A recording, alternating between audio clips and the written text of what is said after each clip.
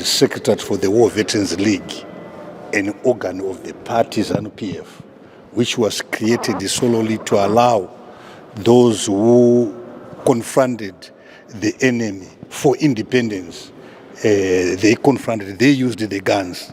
So the party took it and found it fit to be able to have an organ of that party as better known by their reputation of being a force to change and drive the Zimbabwean revolution. So it is that organ that, in the wisdom of the president, created that organ to be represented in the Politburo and be able to participate politically, economically, socially, culturally, or otherwise in the development of this country.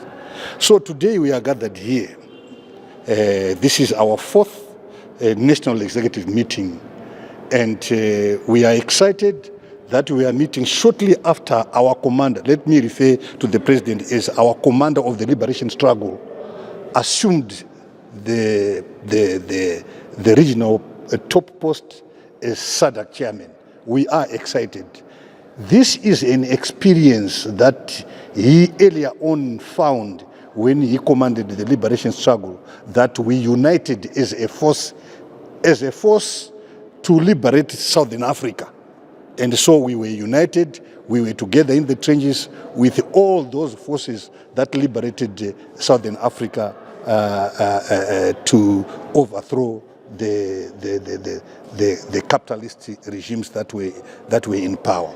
So today we are gathered here to be able to look at the social and economic discrepancies that the war veterans failed to benefit since independence.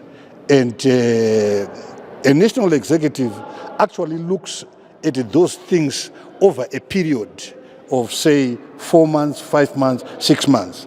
And before this national executive, we had a National Assembly where we were addressed by the president and approved one of the most important and I think economic fundamental that will assist the war veterans to come back to participate in the economy of this country. We have proposed and was approved by the president a program that will ensure that war veterans will have access to finances, and that is like what happened when we were colonized. The Americans, the British that were here actually found land and got security from the Commonwealth, from the British wealth, to be able to unlock the funds necessary for the development they purport to have made over the period they colonized Zimbabwe. I'm talking about what is known as the War Veterans Family Wealth Trust.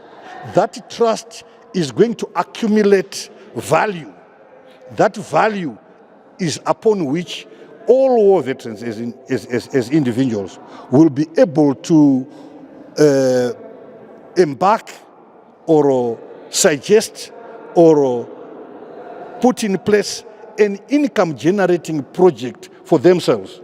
When they are alive, even if they are dead, their children will take over. So this trust is meant to look after the war veterans as they embark on their individual programs. Let me give you an example. If allowed to do so, if finally we get the value, we think we will be able to get the value of, initially, what we propose is the use of land that we fought for in order to unlock the economic synergies available to tackle the welfare of the war veterans. So that land, when given to us, at the moment we are proposing one that I will not tell you, of the value of, say, 270 million.